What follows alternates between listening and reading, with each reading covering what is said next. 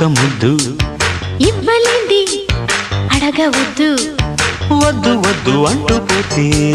Chinnadana ఎప్పుడంట ఇచ్చేదంట